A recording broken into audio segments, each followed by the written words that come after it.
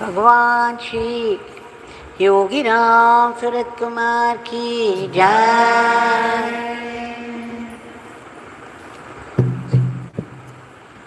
Yogi Ram Surat Kumar, Yogi Ram Surat Kumar, Yogi Ram Surat Kumar, Jai Guru Raya.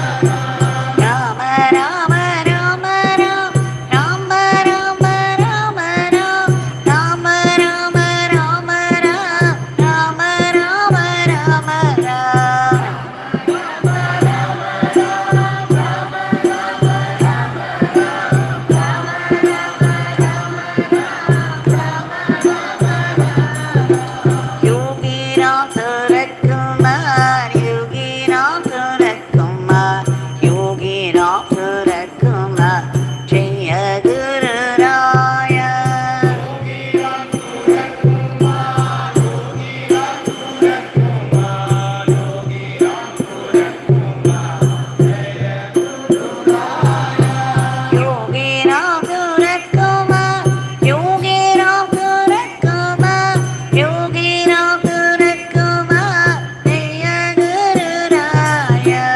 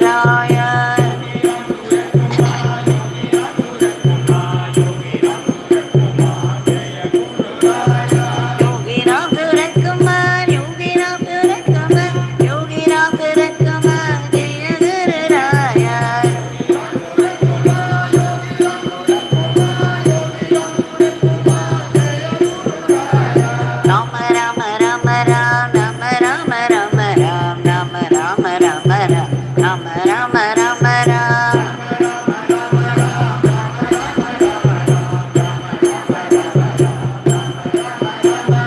Rama Rama Rama Ram Rama Rama Rama Ram Rama Rama Rama Ram Rama Rama Rama Ram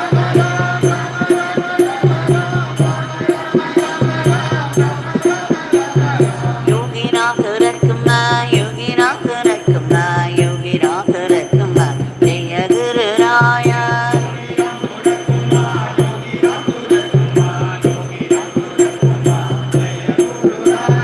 Yogi Ram Rakma Yogi Ram Rakma Yogi Ram Rakma Jaya Guru Raya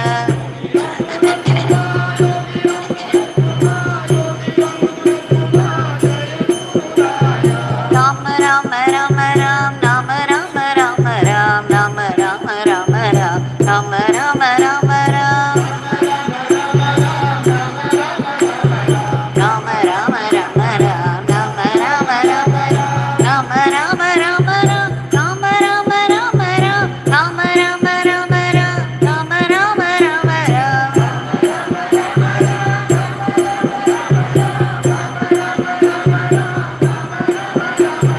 Yogi Ram Rakma Yogi Ram Rakma Yogi Ram Rakma Jaya Guru Raya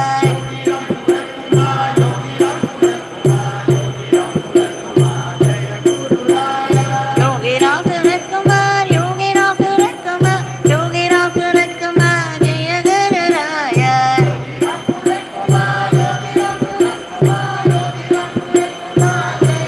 Rama Rama Rama Ram Rama Rama Rama Ram Rama Rama Rama Ram Rama Rama Rama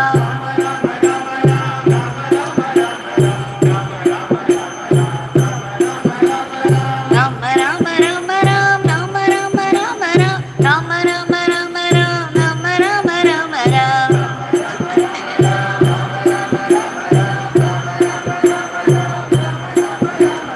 Yogi Ram Rakma Yogi Ram Rakma Yogi Ram Rakma Jaya Guru Raya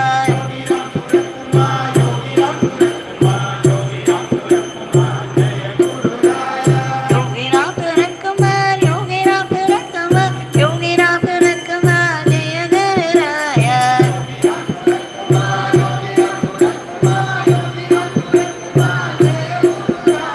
Rama Rama Rama Ram Rama Rama Rama Ram Rama Rama Rama Ram Rama Rama Rama Ram Rama Rama Rama Ram Rama Rama Rama Ram Rama Rama Rama Ram Rama Rama Rama Ram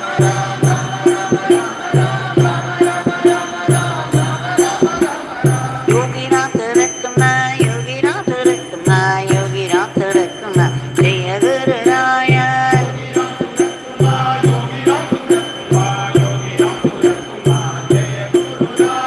Yogi Ram Rakma Yogi Ram Rakma Yogi Ram Rakma Jaya Guru Raya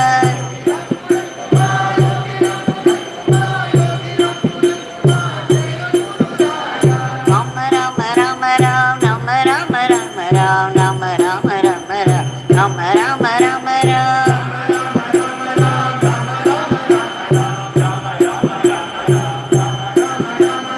Rama Rama Rama Ram Rama Rama Rama Ram Rama Rama Rama Ram Rama Rama Rama Ram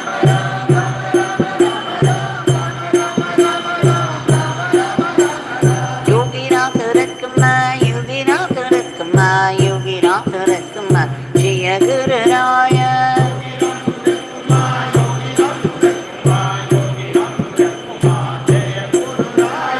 Yogi Ram Rakma Yogi Ram Rakma Yogi Ram Rakma Jaya Guru Raya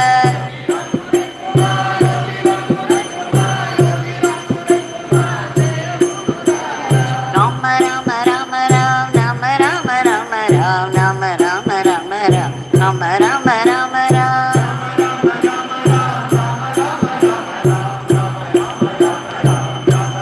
Rama Rama Rama Ram Rama Rama Rama Ram Rama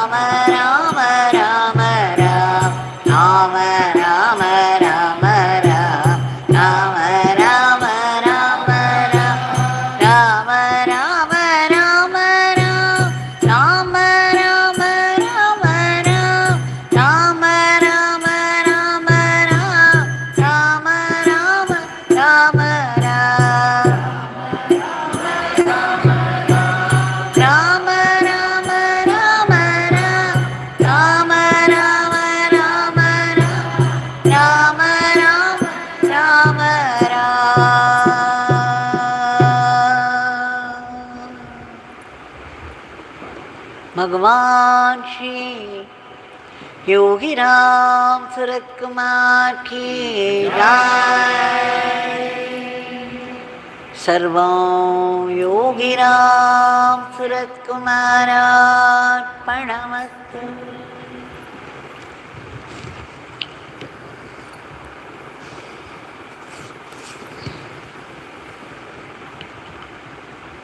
This evening again, we have been blessed to be able to sing His powerful name in His powerful shrine for 1 hour, which is no small grace. In celebration of this grace, we have offered with deep gratitude the Nama lotuses at the lotus feet of Bhagavan. Now today we shall see another aspect of sadhana. Be it sadhana or otherwise, even to run our routine life, we need this particular quality. What quality? When something happens, there is a way to understand it. But some people, it may be a very small thing to begin with, but some people would add their own imagination to it and blow it out of all proportion. A mole would become a mountain. And then they would be reacting to their own imagination, not to the truth. The truth would be buried somewhere in some corner of this mountain. Everybody has this experience. Somebody might make some remark without any intention or innocently.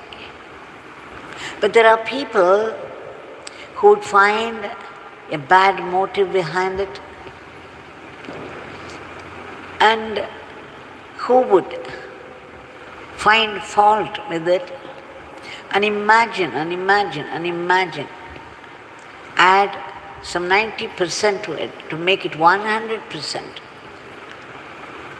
And in their imagination, it would become deeper and deeper and finally a reality to them.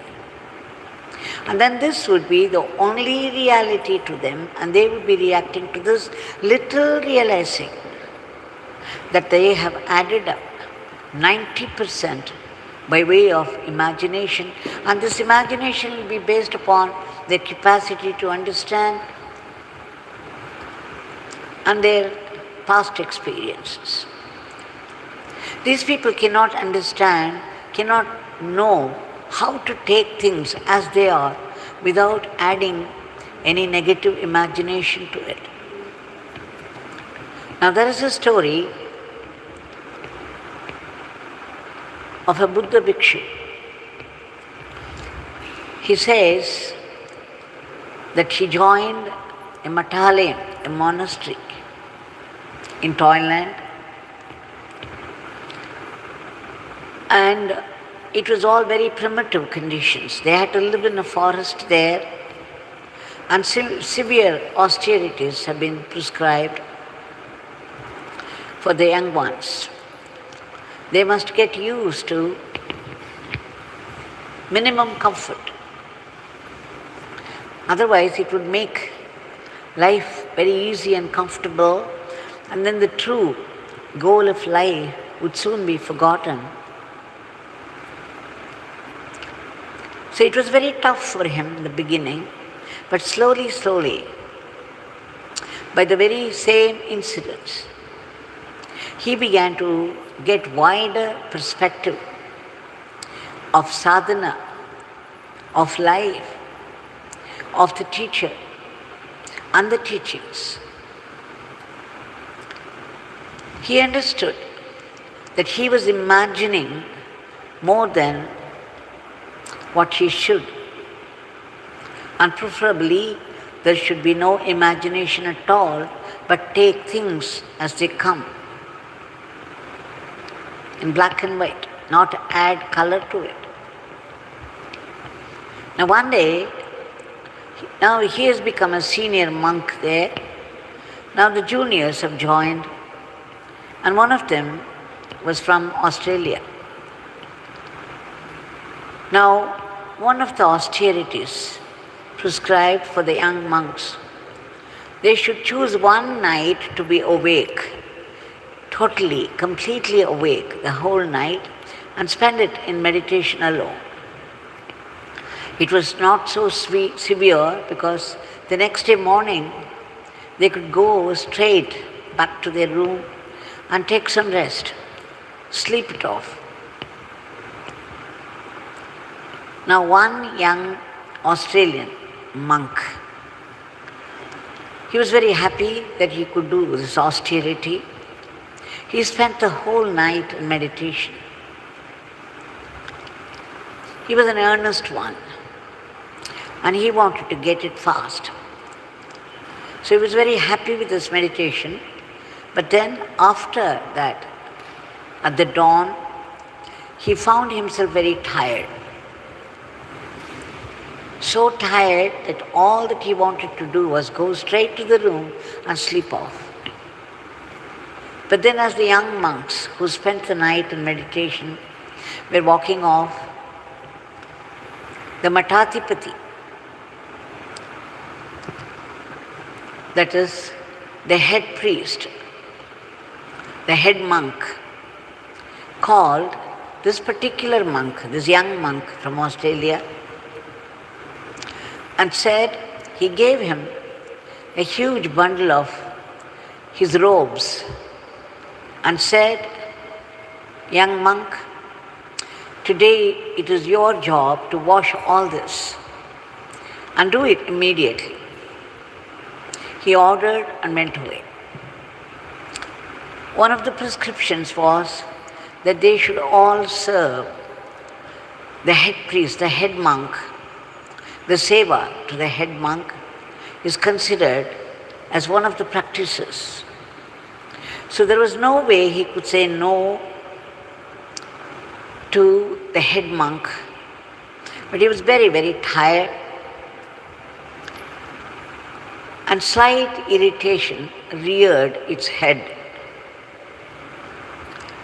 He just took the bundle and was walking off to a place where he had to wash.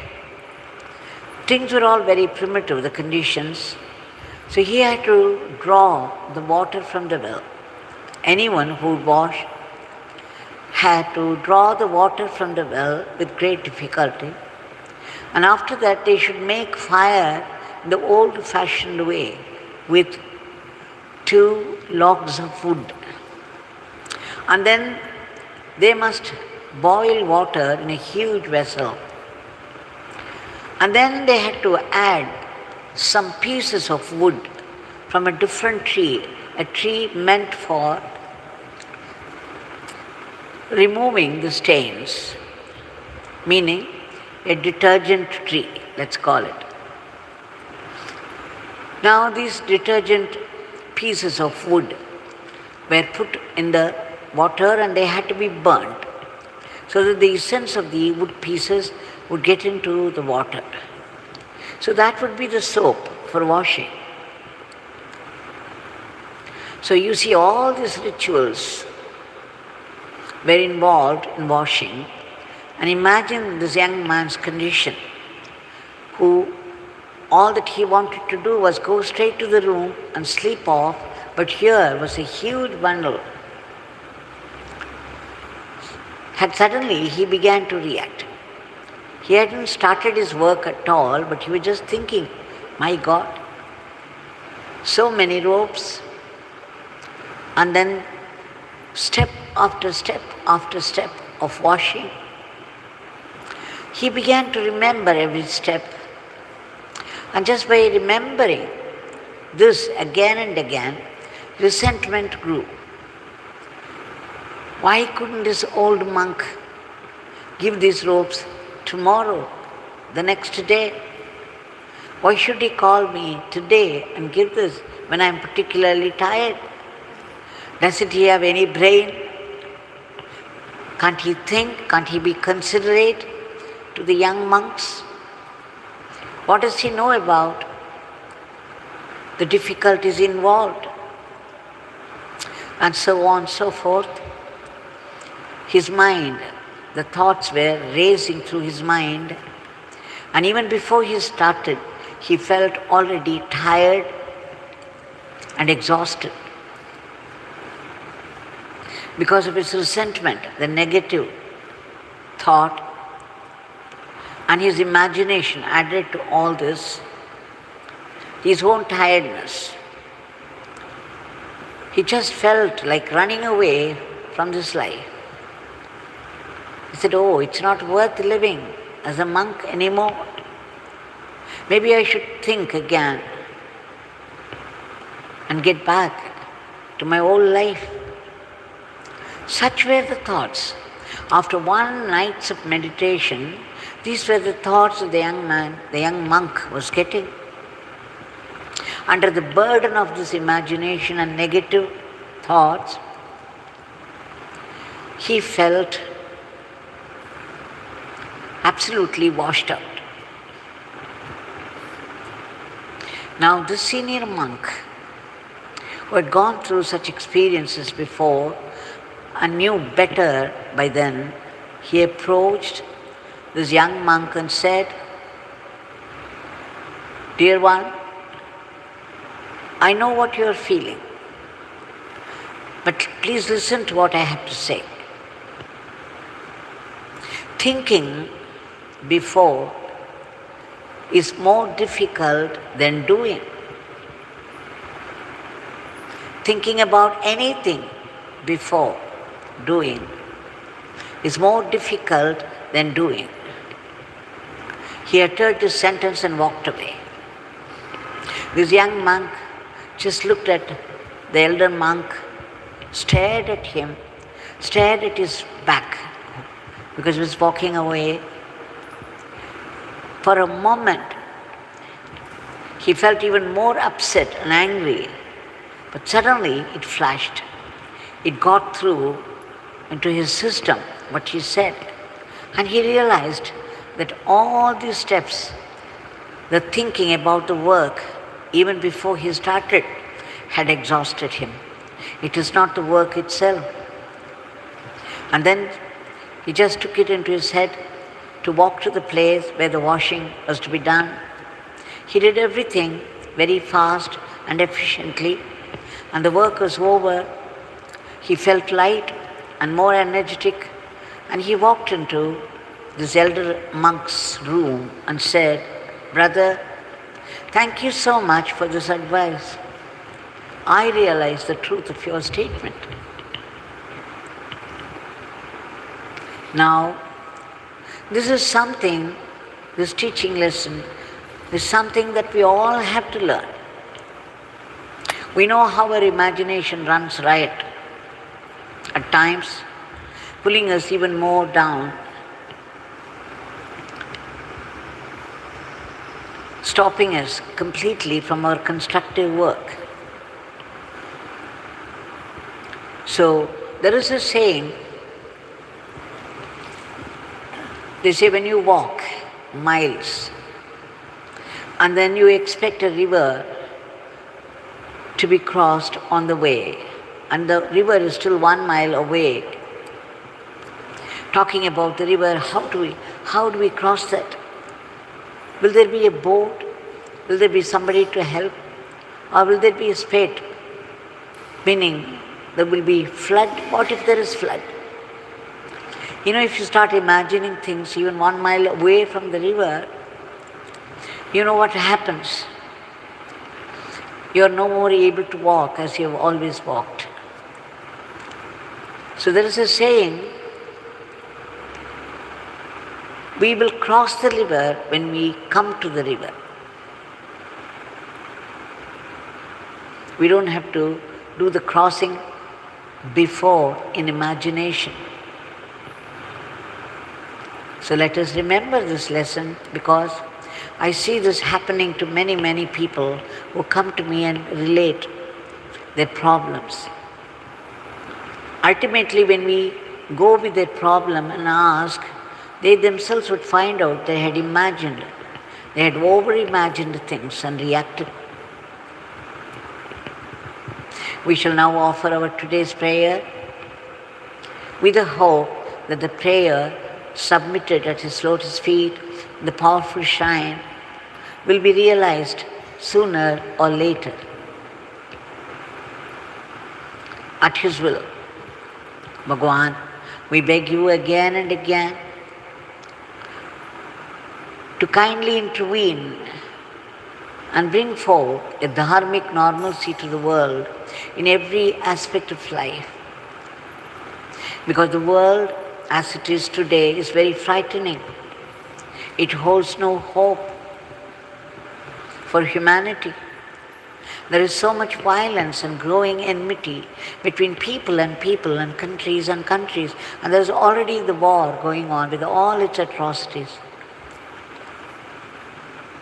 What to say of the attacks of new diseases, the forest fire, the flash flood, the earthquakes, and whatnot.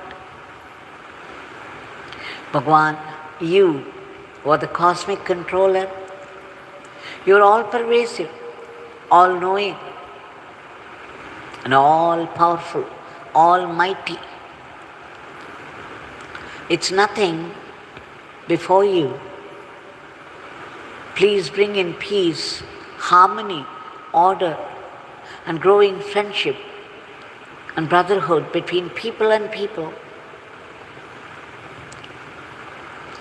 And please have control over these diseases and the furies of nature. We beg you, Bhagwan, where there is so much chaos now, there should be order and harmony, that the world will be a better place for the generations to come. We also beg you to uproot all the negativities of the human mind that are responsible for today's world. We also beg you to reach out to all those people who have been stranded here and there, all over the world, irrespective of their religion, irrespective of their language and community, unable to get help or protection. We beg you to do the needful. We also beg you to protect all those unselfish people who have been working hard for the sake of the others from unhealthy criticisms and aspersion.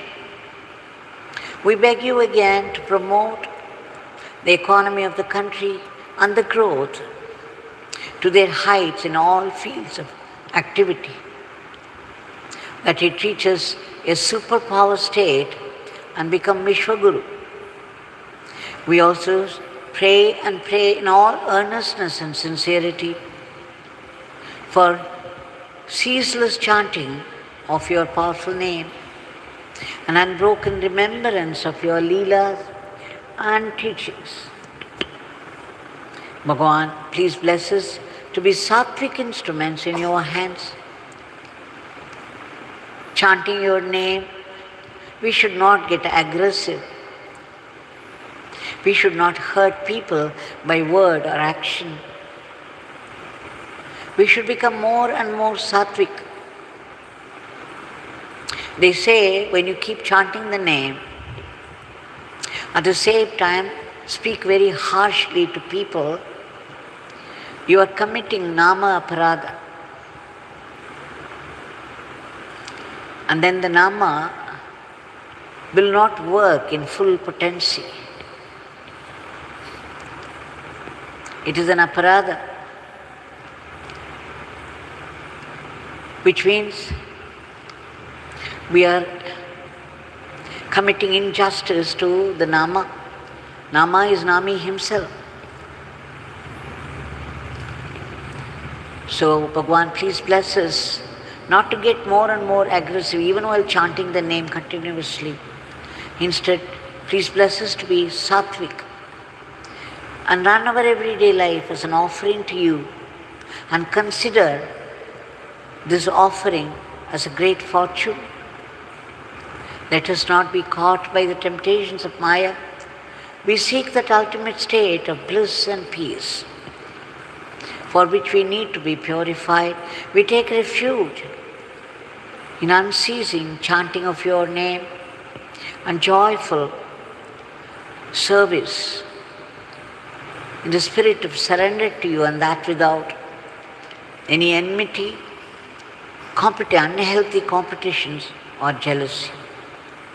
And Bhagavan, most importantly, we have to practice acceptance of whatever life brings to us, be it a joy or sorrow. We should look upon it as a definite blessing coming from you, for our greater good and for a closer kinship with you. Then as the mind gets more and more purified, we would be able to detect your living, vibrant presence everywhere in everything. Please bless us to know that it is your sankalpa, your will, that's behind all the actions of the world, all the actions of life. And more importantly, we should be able to detect your hidden grace even in the most devastating experience of life. Instead of lamenting and putting the blame on others and resenting even you and moving away from you, we should realize that we have invited our own sufferings by our past karmas. And if we still continue our faith in you, continue to hold on to you, you will convert all our sufferings into great blessings as per your promise. Please bless us to be grateful to you always. We also seek your blessings for all the species of the cosmos, in whatever state of being, in whatever state of misery they are, to be lifted to a higher plane. And finally, we seek that liberation from the vicious cycle of births and deaths, for which we need to be free from the tyranny of the ego, from the hard grip of I and mine which rule our lives all the time. We beg you, Bhagavan, to bless us with that eternal living, immortal life, and eternal servitude to you, that supreme power that runs the whole cosmos from eternity to eternity. Jai Yogiram Sarat Kumar.